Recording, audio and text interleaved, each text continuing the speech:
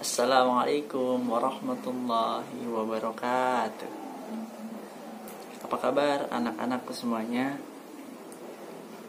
Bapak harap kalian dalam keadaan sehat, dalam keadaan semangat ya. Semoga Allah senantiasa menghindarkan kita dari segala macam penyakit. Amin amin ya rabbal alamin. Pada kesempatan kali ini kita akan belajar kembali, yakni pada mata pelajaran kemuhammadiyahan. Tentunya kita akan melanjutkan pada tema yang kemarin, yaitu masih di Jenderal Sudirman. Kalau kemarin kita sudah belajar tentang biografinya, kita akan melanjutkan perjuangan dari Jenderal Sudirman, yaitu kita akan belajar tentang peran Jenderal Sudirman dalam kepanduan Hizbul Wathan. Oke, mungkin itu. Mari kita buka pelajaran kali ini dengan bacaan Basmalah, Bismillahirrahmanirrahim. Semoga pelajaran kali ini berjalan dengan lancar. Amin amin ya rabbal alamin. Oke, yang pertama, Jenderal Sudirman dalam kepanduan Hizbul Wathan ya. Oke, sini saya tampilkan inspirasi. Jenderal Sudirman merupakan salah satu tokoh besar di antara sedikit orang lainnya yang pernah dilahirkan oleh suatu revolusi. Saat usianya masih 31 tahun, ia sudah menjadi jenderal.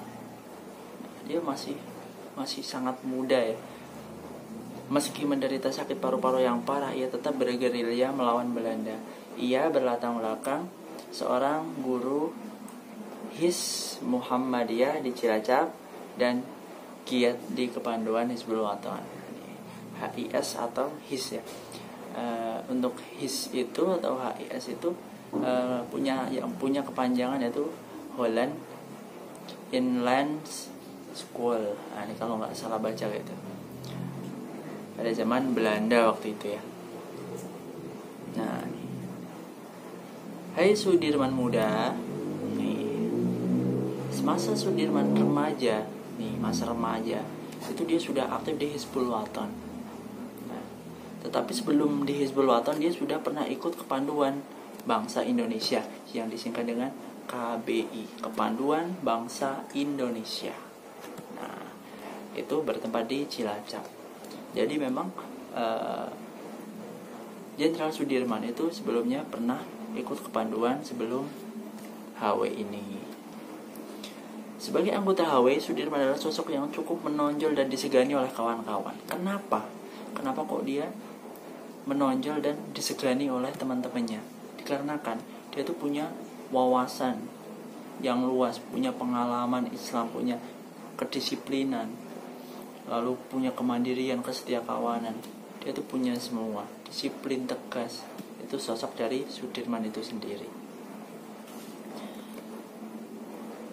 Lalu ini ada pesan nih, sedulur-sedulur diingat-ingat Muhammadiyah. Ini pesan dari Jenderal Sudirman. Apa ini? Nah, jadi ini pesan dari Jenderal Sudirman saat akan meninggalkan Cilacap mau ke Bogor.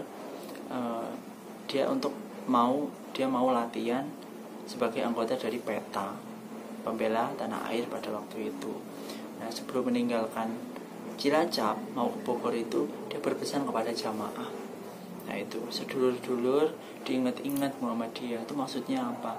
Yaitu dimaksudkan itu kepada para jamaah saat itu supaya menghidupkan Muhammadiyah, dihidup-hidupkan Muhammadiyah.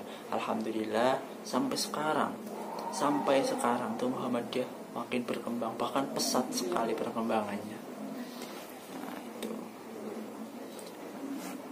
Slide selanjutnya, Sudirman itu dikenal memiliki kepribadian tegas dan disiplin. Kedisiplinannya merupakan hasil dari tempaan sistem pengkaderan Hizbul Wathan.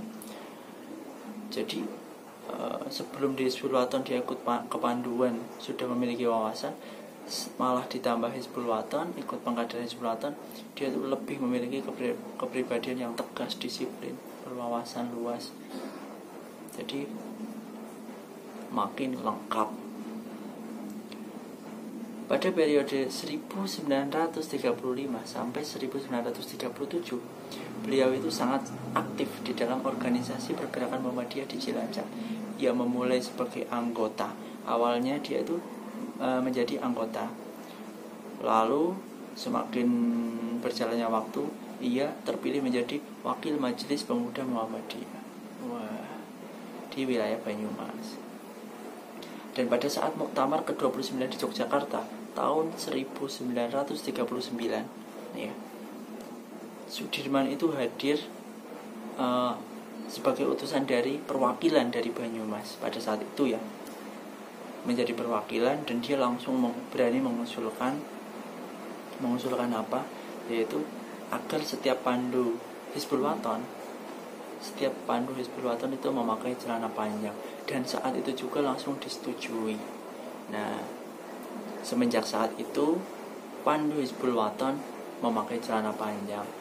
Ngapain sih pakai celana panjang?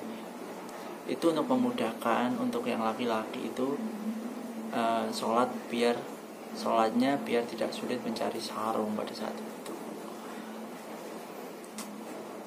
Selanjutnya, dengan keseriusan dan ketekunan beliau dalam belajar teori mengajar, akhirnya beliau diangkat menjadi guru Hollands Inland School atau HIS itu sendiri. Itu sekolah setingkat SD Muhammadiyah Cilacap pada waktu itu. Karena dia itu rajin, minta ajarin sama gurunya, akhirnya dia mengajar di HIS itu sendiri.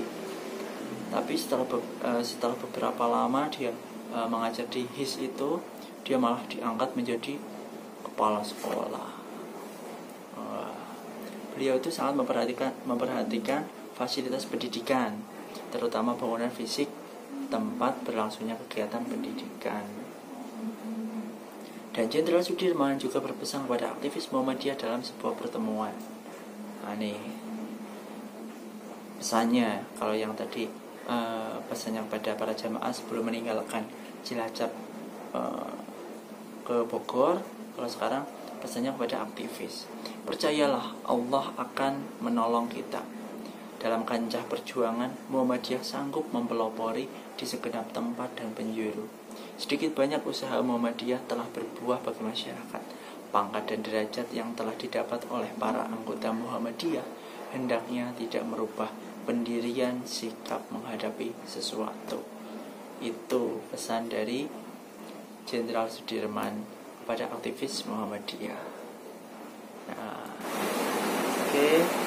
Jadi untuk pertemuan berikutnya kita akan belajar lagi, yaitu di peran Jenderal Sudirman dalam merebut kemerdekaan Indonesia. Jadi bisa kita ambil kesimpulan bahwa pribadi Jenderal Sudirman dalam Hizbul Wathan itu sangat besar, ya. Dia yang memiliki pribadi yang sangat bagus, yang patut kita contoh, yaitu salah satunya berwawasan luas, mandiri orangnya, kesetia kawanannya, semuanya patut kita contoh. Mungkin itu yang bisa kita pelajari sekarang. Wassalamualaikum warahmatullahi wabarakatuh.